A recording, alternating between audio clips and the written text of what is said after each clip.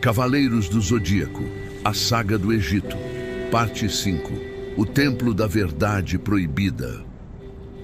A verdade mais perigosa não é aquela que escondemos de nossos inimigos, mas aquela que escondemos de nós mesmos. Ela corrói por dentro como um câncer da alma, até que um dia o corpo inteiro desmorona. Na parte 4, os cavaleiros descobriram que o santuário não é um farol de esperança, mas a pedra fundamental de uma prisão cósmica. Agora, eles se preparam para invadir o lugar mais sagrado e mais proibido de seu próprio mundo, o Templo de Hades. A pergunta que paira como uma lâmina sobre seus pescoços é: o que será pior? Os perigos que os aguardam nas sombras do templo, ou a verdade absoluta que pode destruir para sempre a imagem da deusa pela qual eles morreriam? O ar no santuário nunca pareceu tão pesado. A luz da lua banhava os templos de mármore branco, mas agora carregava uma qualidade opressiva, como se cada pedra sussurrasse segredos milenares. Seiya liderava o grupo, seu rosto uma máscara de determinação férrea. Sua armadura, uma fusão inquieta de bronze, prata e ouro, pulsava com uma energia que não era totalmente dele. Era o eco da dor de Nut e do sacrifício de Nephthys. Atrás dele, Shiryu, Ryoga, Shun e Ikki caminhavam em silêncio solene. As feridas da batalha no deserto ainda doíam, mas uma nova força nascia em seus corações. A força de quem luta não por dever, mas por justiça. Eles não eram mais os jovens ingênuos que acreditavam cegamente. Eram guerreiros que carregavam o peso do conhecimento, e isso os tornava mais perigosos do que nunca. O Templo de Hades era uma anomalia no santuário. Enquanto os outros templos brilhavam sob a luz das estrelas, este era uma mancha de escuridão absoluta. Uma porta para o submundo que nunca deveria ter sido aberta na superfície. Diziam que apenas os Cavaleiros de Ouro tinham permissão para se aproximar, e mesmo assim, com extrema cautela. À medida que os 5 de bronze se aproximavam, o ar ficou gelado. Sussurros ancestrais, vozes de almas esquecidas, roçavam em suas mentes, tentando incutir dúvida e medo. Voltem, sussurravam as vozes. O que vocês buscam os destruirá. Ignorando os avisos, Seiya colocou a mão na porta maciça de ébano do templo. No momento em que seu toque a encontrou, o amuleto de Nut em seu peito brilhou com intensidade. A porta não se abriu com um rangido, mas dissolveu-se em sombras, permitindo que eles entrassem. O interior não era um templo, era um vácuo. Uma escuridão tão profunda que parecia engolir a própria luz de suas armaduras. Eles estavam caminhando sobre um chão invisível, cercados por nada. De repente, tochas de fogo espectral acenderam-se, revelando um salão colossal. Nas paredes, afrescos não celebravam as glórias de Atena, mas contavam uma história diferente. A história da primeira guerra santa contra os deuses egípcios. Eles viam Atena não como uma deusa benevolente, mas como uma guerreira juvenil e aterrorizada, assinando o pacto com Osíris.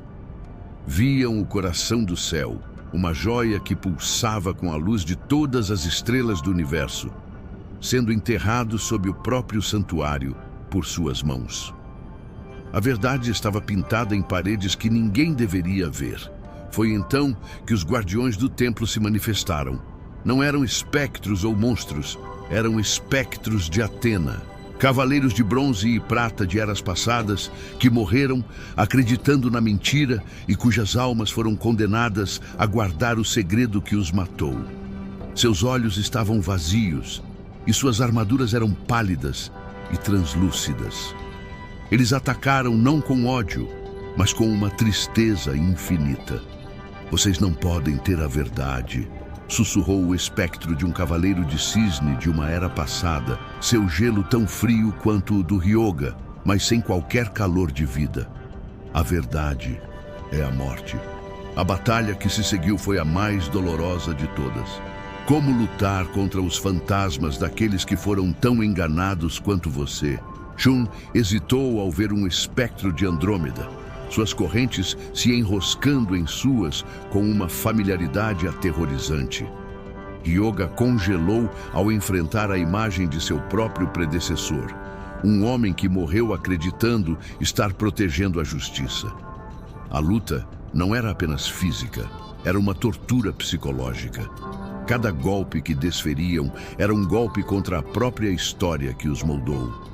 O ponto de virada veio quando Ikki, sempre o mais cético, enfrentou o espectro de um antigo cavaleiro de Fênix, o fantasma Ryu. Você pensa que é diferente, você pensa que é livre. Tudo o que você é, tudo o que você sofreu, foi para servi-la. Sua rebeldia é apenas outra ferramenta em seu arsenal. A fúria de Ikki explodiu. Ele se lembrou de Shun sofrendo, lembrou de sua própria vida de dor e percebeu que o fantasma estava certo. Toda a sua existência tinha sido moldada por essa guerra. Em um rugido de negação absoluta, ele queimou seu cosmo até o limite, não para destruir o espectro, mas para absorvê-lo. A ilusão do inferno de Ikki se tornou um espelho. Ele mostrou ao espectro uma visão do que eles poderiam ter sido se a verdade fosse conhecida. Cavaleiros livres, vivendo em um mundo de paz verdadeira. O espectro, confrontado com essa possibilidade perdida, dissolveu-se em lágrimas espectrais antes de desaparecer. Inspirados pela ação de Ikki, os outros pararam de lutar e começaram a falar. Nós não estamos aqui para profanar seus sacrifícios, Shiryu gritou, suas palavras carregadas de um cosmo purificador. Estamos aqui para honrá-los, para garantir que suas mortes não tenham sido em vão. A deusa que vocês protegeram foi enganada. Nós vamos corrigir isso. Um por um, os espectros pararam de lutar. Eles olharam para os cavaleiros de bronze. E pela primeira vez em séculos, uma centelha de esperança brilhou em seus olhos vazios. Eles não se dissiparam. Eles se curvaram e apontaram para o centro do salão. O chão de mármore se abriu, revelando uma escada que levava às profundezas mais escuras. Lá embaixo, eles encontraram não uma câmara, mas um coração. O coração do céu não era uma joia. Era um núcleo pulsante de energia pura, do tamanho de um homem, flutuando no centro de uma caverna de cristal. Era a coisa mais linda que já haviam visto. Contido dentro dele estava o mapa de todo o cosmos, bilhões de estrelas brilhando em microescala. Mas algo estava errado. Fios de energia negra, como raízes de uma árvore doente, envolvia o coração, drenando sua luz e alimentando-se dela. Esses fios subiam pelo teto, em direção ao templo de Atena. E então, uma figura se materializou diante do coração. Não era um espectro, era Saga de Gêmeos, mas não o Saga corrompido por Ísis. Este era diferente. Sua armadura estava intacta e seus olhos estavam limpos, mas cheios de uma dor infinita. Era a consciência aprisionada de Saga, o verdadeiro, mantido como uma bateria viva para alimentar a barreira que mantinha Nut presa. Eu sabia que vocês viriam, disse Saga. Sua voz era um eco de amargura e alívio. Há anos eu descobri este segredo. Foi isso que me levou à loucura. O peso da verdade é insuportável para uma única alma. Ele explicou que, quando tentou contar aos outros Cavaleiros de Ouro, o poder de Osíris dentro do santuário corrompeu sua mente, criando a personalidade maligna que causou tanta destruição. Atena não sabe, sussurrou Saga. Ela realmente acredita que está protegendo o mundo. Sua mente foi lavada por Osíris. O santuário não é sua fortaleza, é sua cela. A revelação foi devastadora. Atena não era uma cúmplice. Era uma prisioneira de luxo, uma figura de proa em uma guerra que não era mais dela. O verdadeiro inimigo, Osíris, usava a energia dela e do coração do céu para se manter no poder. Nesse momento crítico, uma presença esmagadora se fez sentir.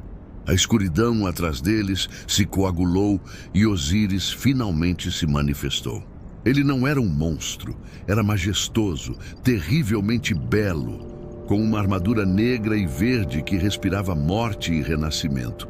Em suas mãos, ele segurava um cajado com o olho que tudo vê. "Tolo, Saga", disse Osíris. Sua voz era suave como a seda, mas cortante como uma lâmina. "Você realmente pensou que poderia libertá-los?" Ele olhou para Seiya. "E você, garoto? Você trouxe o cheiro de minha irmã, Nut. Que conveniente. Quando eu destruir você e tomar o amuleto, minha libertação estará completa." Osíris não deu chance para a resposta. Ele ergueu o cajado e o próprio templo de Hades começou a desmoronar. A escuridão se tornou viva, tentando engoli-los. Saga, com um último suspiro de força, gritou para Seiya: "O coração! Você deve fundi-lo com o amuleto. É a única maneira. Liberte Nut. Liberte a todos." A cena final é de caos absoluto. O templo desaba ao redor deles. Osíris avança, seu poder ameaçando aniquilar tudo. Seiya corre em direção ao coração do céu, o amuleto de Nut queimando como um sol em seu peito. Ele estende a mão, sabendo que tocá-lo pode significar sua própria destruição. Ele olha para trás, para seus amigos lutando contra a escuridão de Osíris, para o rosto agonizante de Saga. A mão de Seiya está a centímetros do coração do céu. Osíris lança um raio de energia da morte em direção a ele. Ikki se joga na frente do raio. Tudo vira branco. A última parte será o épico confronto final. O destino de dois panteões de deuses, a verdadeira libertação de Atena e o sacrifício final dos Cavaleiros de Bronze estarão em jogo. A parte 6 se chamará O Legado Eterno das Estrelas.